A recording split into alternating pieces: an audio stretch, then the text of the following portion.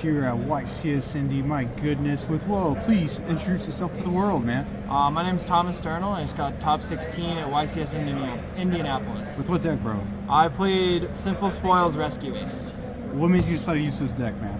I thought the Diabelle and Sinful Spoils cards were some of the strongest cards from this new set, and it felt like Rescue Ace just had the best way to use them, and the OCG Rescue Ace has just been very dominant, and I think we tend to follow their trends mostly. Okay. And so I thought this was a really good pick, especially after testing.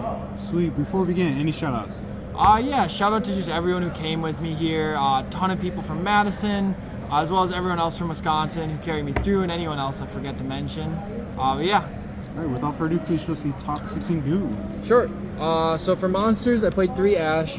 I felt like this was the strongest hand trap in the format. How it interacts with emergency is just so strong, and then every other deck it's just like is playable into, so like it's always good.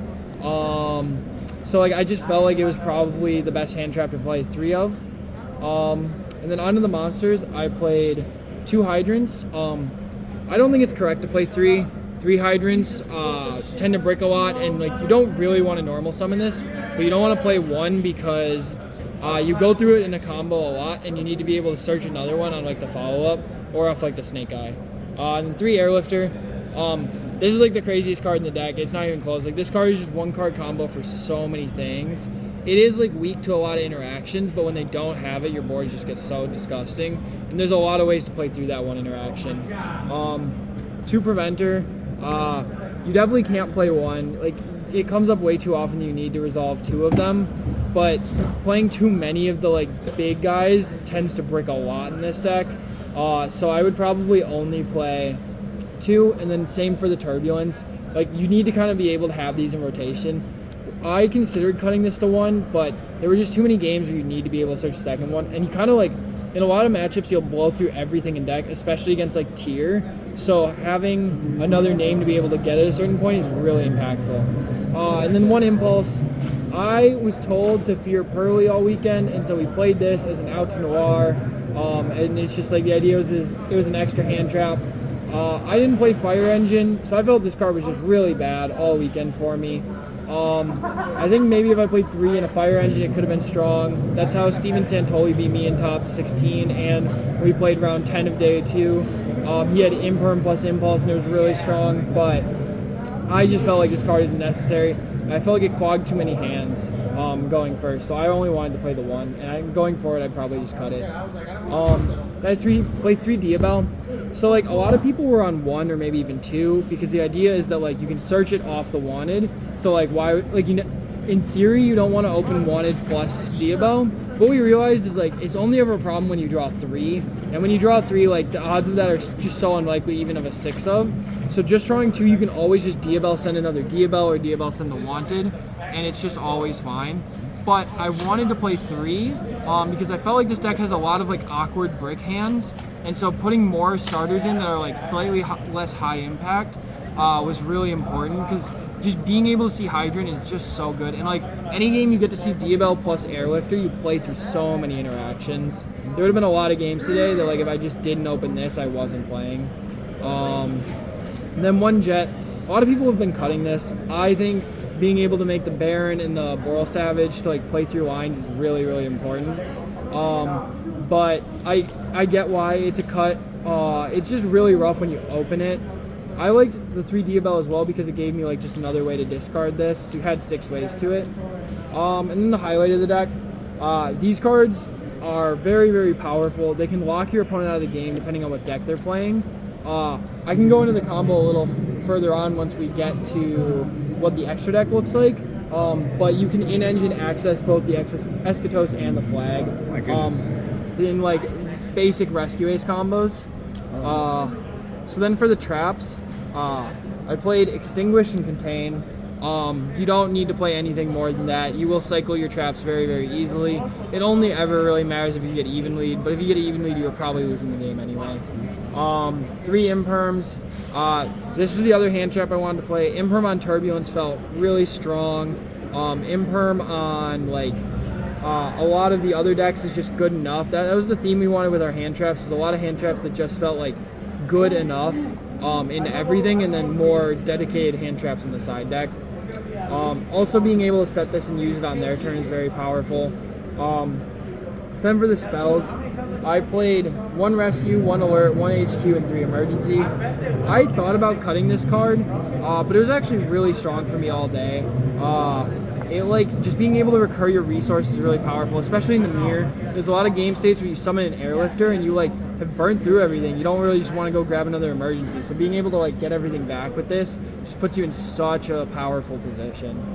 So then then 1 Rhoda just to search airlifter. Then for the rest of the Diablo package, I played 3 Wanteds and 1 Snake Eye. Like I said, you just want to be able to see all of these. I wouldn't even hate playing 2 Snake Eyes.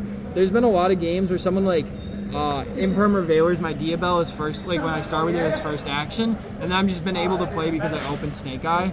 So maybe it's worth playing around and playing more than 1. Because it also helps when you open when you either get impermed on your airlifter or ashed on your emergency.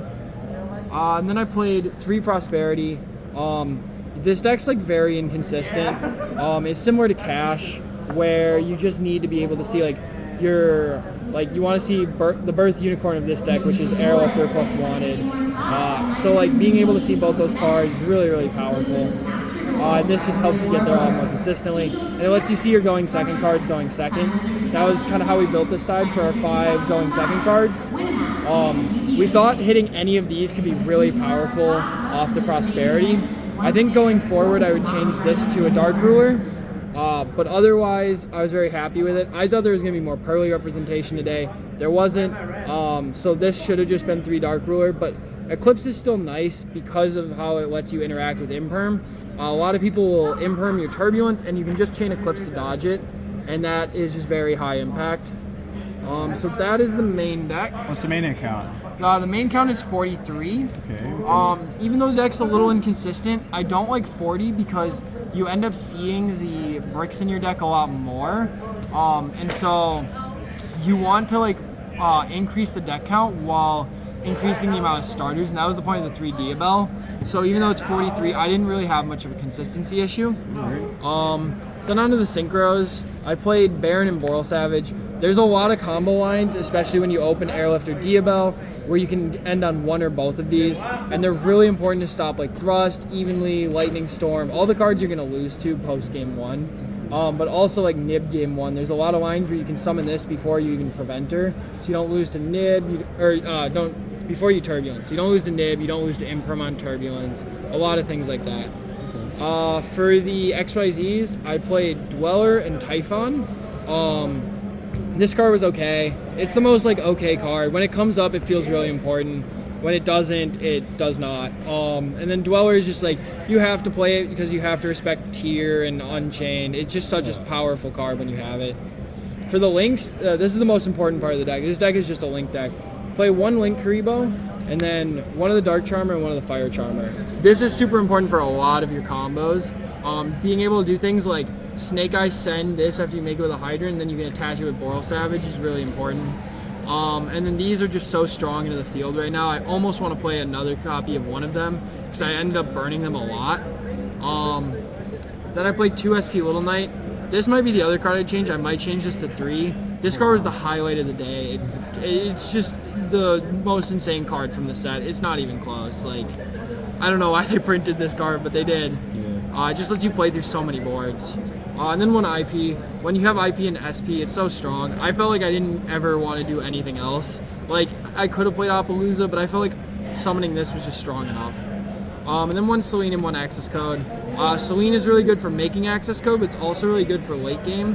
When you have a Diabel engraved, so you can go for a Charmer, grab 1 of the guys, and then just go into Selene and grab Diabel, and then you can set Snake Eye and get right back into your engine off any 2 fire, or any monster plus a fire or a dark. So then the last of the extra deck is for these cards. So you play a Reaper Dacus, a Puzzle Mino, and Infernal Flames Banshee. Oh goodness. Yeah. So the idea is that it gets revealed to you game 1, or when you're playing in Top Cut, you kind of find out, things like that. You're able to just blind call it, and so being able to have that powerful engine in your deck is really important. But there's a lot of games where you would set something up where you have your airlifter on board, and then you make Puzzle Mino with like a preventer and something else, and you summon, say, back like a hydrant or a turbulence, turn this into a level 4. Then from there, you can make this, and you use this effect, and you add flag. Flag lets you special summon it if you control a banished or if you have a banished monster, and you shuffle the banished monster back into the deck. Sometimes you don't get to the banished monster, so if that happens, that's like one of the reasons we play 2 SP. You just make SP and you just banish a card from your own graveyard, and then you can just shuffle it back in to summon flag. And then flag searches Eschatos. Eschatos, you can banish monsters with 3 different types from your grave to special it. So you banish those, special, and then when Banshee is banished while you control a Pyro monster, you just get to special it back, so you just get another free body for that. Then you just turn, like, sometimes you'll have more bodies on board, sometimes you just use these, but you'll turn these into, say, Reaperdocus. And let's say I know my opponent's playing Unchained, now I can just call Fiend, or if it's Pearly, I can call Fairy, if it's a Mirror, I can call Machine. There's so many different types where, like, getting locked out of a single type this event is just really rough. And so, like, these cards were just stellar all weekend. Just being able to use them offensively going second is really strong too, because you don't hate drawing either of these. A lot of times they just play the game for you, and they can just be bodies. Like, I shuffled back a Jet Synchron and summoned off Snake Eye again with the flag, and then sent the flag for Snake Eye. So, like, things like that. And then, like, the deeper you go in a tournament, the better it gets. You can also play, there's a card called Click and Echo. It's a level 2, so you can just turn these in, or turn like these into Gig, summon it, and then link it away into this. And Click and Echo summons to your opponent's side of the field, and you get to look at their hand, so you can always call it right blind. We just hated drawing that card, so we ended up cutting it. But for like a locals type scene, I think it's very, very possible that like that could just be strong. For the side, played 3 Judgment. When you do, like, when you resolve Turb and have Judgment, you should just always win. Anytime I resolved Turb and I had a Judgment, the game just immediately ended. Then these are like theoretically these are for like back row decks, but really it's for the mirror. Just being able to clear all the back row, assuming you have like 1 hand trap, they shouldn't get to like Baron or anything like that, and it makes playing through the board a lot easier. Played 3 Nibiru. This was one of the hand traps I talked about that was like more for selective things. These were for like the high ceiling combo decks we were afraid of. And 3 Droll for the same reason.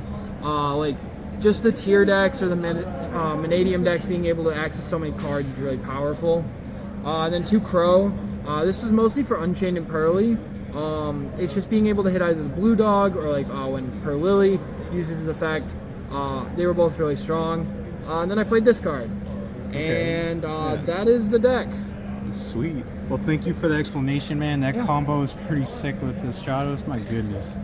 So, yeah, and congrats again on getting top 16, man. Thank you. So, until next time, everyone. Bordeaux out. Thank you.